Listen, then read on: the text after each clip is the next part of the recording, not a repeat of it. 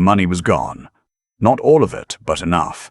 Enough that when I checked my account balance, standing in the parking lot of my bank on a Tuesday morning, I had to read the number 3 times before it settled into my brain as real. $63.42, in an account that should have had over 11,000. I stood there in the cold with my phone in my hand and I didn't say a word. I just stood there. A woman walked past me pushing a cart and she smiled at me the way people smile at old men standing still in parking lots, that polite, worried smile, and I probably looked like I was having a medical event. Maybe I was. I don't know what you call it when your chest goes tight and your vision narrows and everything around you goes very, very quiet. I put my phone in my coat pocket and walked back inside. I need to speak with someone, I told the teller, about my account. I should back up, because the money disappearing wasn't the beginning. It wasn't even close to the beginning. It was just the moment I finally stopped pretending I hadn't been watching it happen for over a year. I'm 64 years old. I retired early from 31 years working for the county assessor's office in Central Ohio. Not glamorous work, but honest work. I know property values. I know what things cost. I know how to read a document, and I know when numbers don't add up. My wife and I had been married for 4 years when all this started. Second marriage for both of us. Her first husband passed away about a decade before we met. Mine left me after the kids grew up. That's a longer story, and not the one I'm telling today. My wife and I met at a mutual friend's retirement party, and we spent the whole evening talking on the back deck while everyone else was inside. She had this way of laughing where she threw her head back completely, unself-conscious, and I remember thinking I hadn't seen someone laugh like that in years. We got married in a small ceremony. Her family, my family, about 30 people total. It was good. It felt right. She had 1 child. Her son, 31 years old at the time we married. He'd been living in an apartment in Columbus, working a sales job that he described as between opportunities, more often than he described it as an actual job. I didn't think much of it at first. Plenty of people in their early 30s are still finding their footing. I wasn't going to judge. My wife had 2 adult daughters from a previous relationship. They both lived out of state, both working, both largely independent. Good women. I have no complaints about either of them. Her son is a different conversation. He moved in with us 6 months after the wedding. The story was that his lease was up and he needed a few months to save up before getting a new place. My wife asked me if it was okay, and I said yes because I loved her and because I thought, genuinely, that it would be a few months. I want to be clear that I understood what I was agreeing to. I thought I was helping.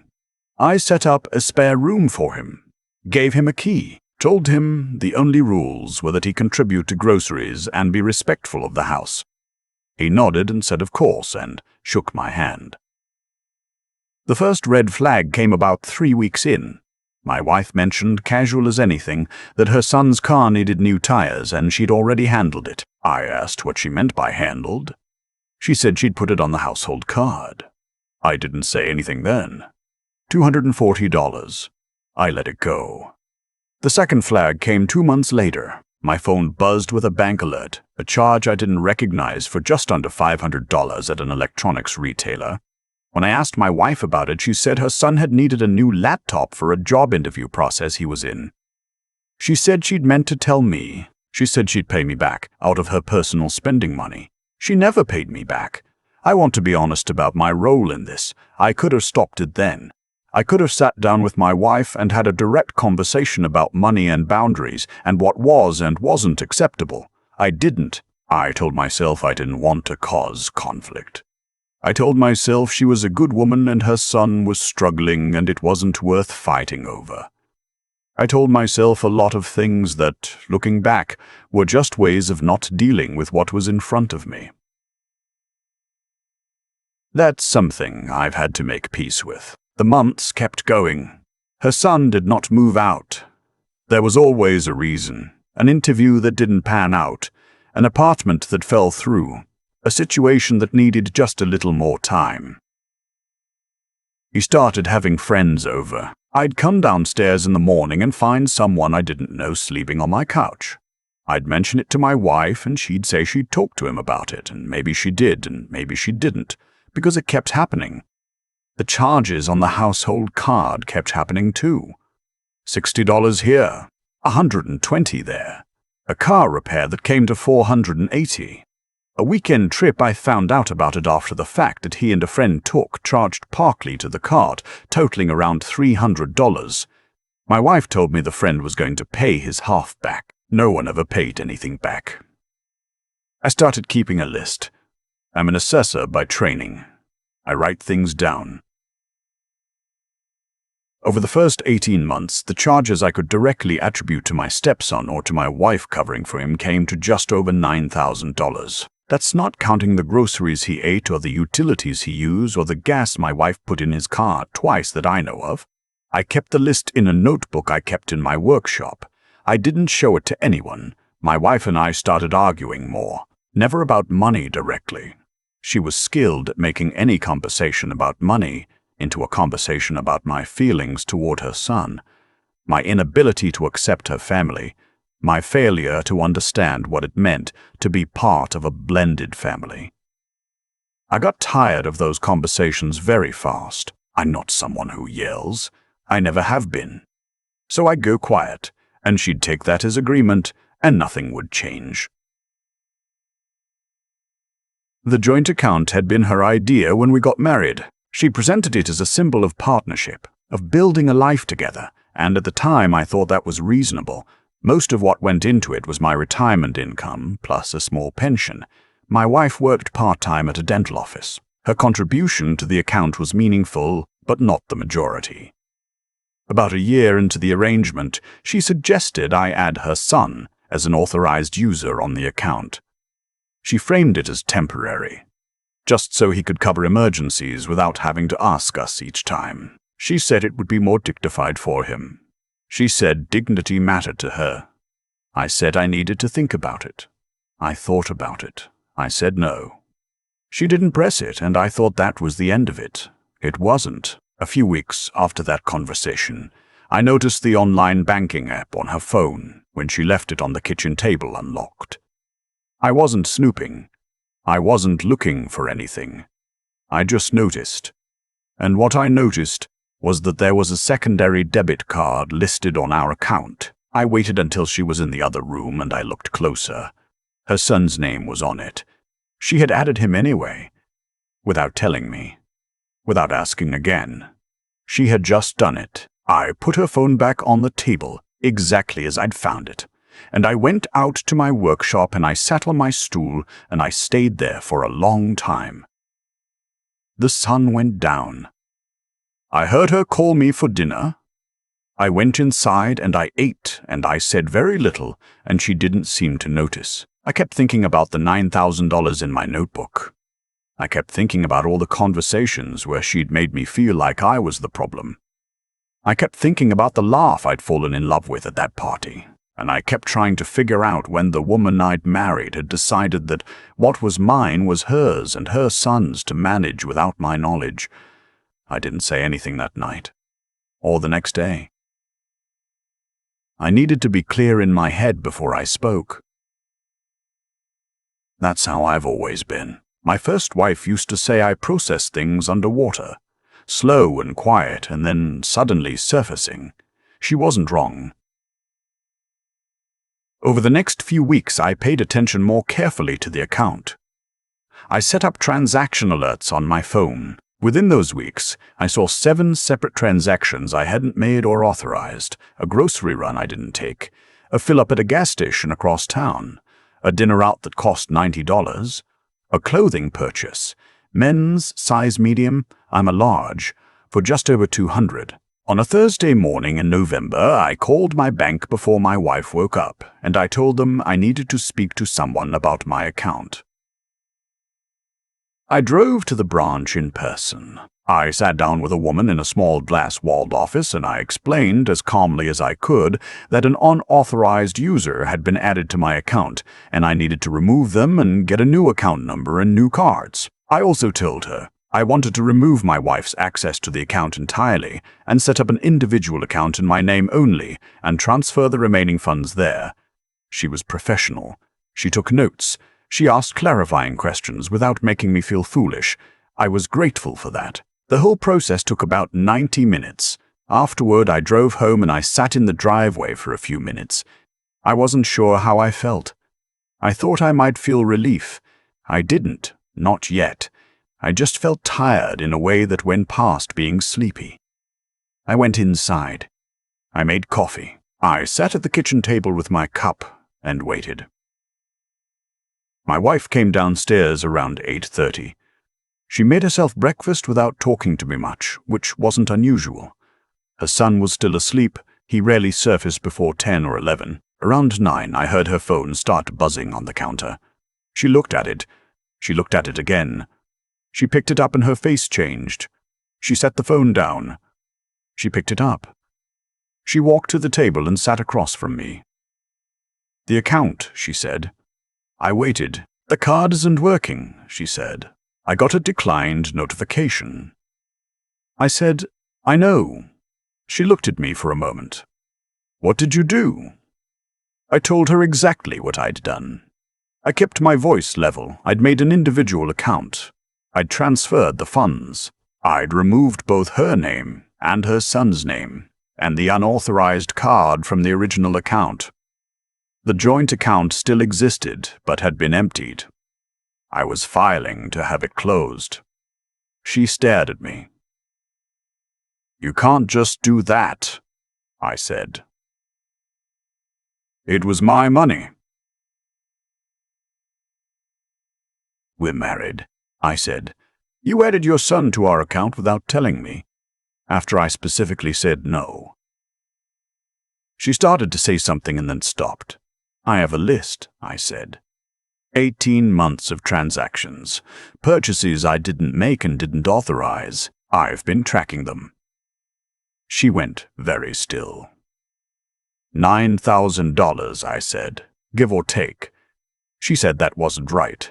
She said the number was exaggerated. She said I was always making everything into something bigger than it was, turning small things into a case against her. I slid the notebook across the table. "It's all written down. Dates, amounts, what they were for." She looked at the notebook and didn't open it. Then we heard footsteps on the stairs and her son came down in a t-shirt and sweatpants and he went to the refrigerator and opened it and stood there looking into it. Then his phone buzzed and he looked at it and he turned around. "Mom?" he said.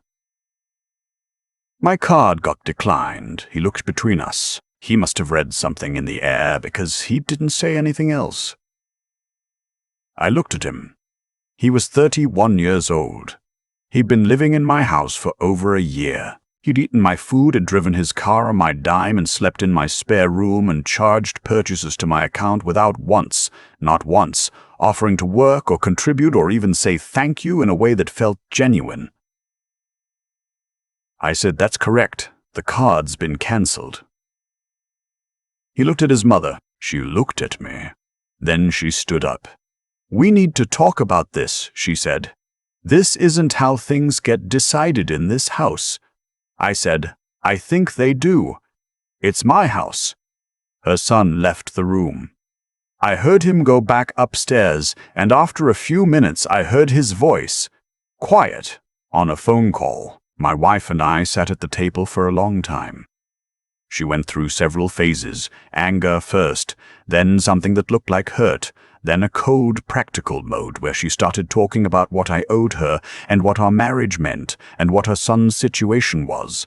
I listened to all of it. I didn't interrupt. When she finished, I said, "I've supported your son for over a year. I was willing to do that. What I wasn't willing to do was have it happen behind my back, without my knowledge, with a card I was told was never issued."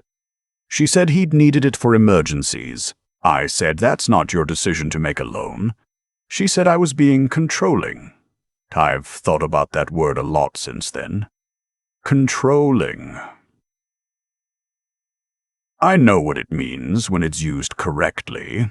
I know what it means when it's used as a weapon to make someone who is setting a reasonable boundary feel like the unreasonable one. I didn't argue with her about it. I said I'd like him to be out of the house within 30 days. That's a reasonable amount of time. She said she wasn't going to let me do that. I said he's not on the lease. This is my home. I've been more than patient. She stood up again. She went upstairs. I could hear them talking, though not what they said. I called my daughter, my own daughter, who lives in Michigan, and I told her what had happened. She didn't say much. She just listened. Then she said, "Dad, I wondered when this was going to happen." She'd seen it coming. She'd been worried about my wife for a while. She hadn't said anything because I'd seemed happy in the beginning, and she hadn't wanted to take that from me. That hit me harder than I expected. Over the next few days, the temperature in the house dropped significantly. My wife alternated between not speaking to me and speaking to me in a way that was meant to make me feel guilty. Her son came and went without meeting my eyes. I changed the locks. I had a locksmith come while they were both out on a Saturday. I'm not proud of the fact that it took me this long. I should have done several things sooner. That's something I've had to be honest with myself about. I also spoke to a family law attorney, not because I'd decided anything, but because I needed to understand where I stood. The conversation was clarifying. Ohio is an equitable distribution state, which means marital assets would be divided fairly, but not necessarily equally, and my attorney was clear that $9,000 in documented unauthorized charges would be relevant. I left his office feeling less like I was standing on sand. My wife came to me about a week after our kitchen table conversation. She sat down and she was calmer than she'd been. She said that she and her son had found an apartment.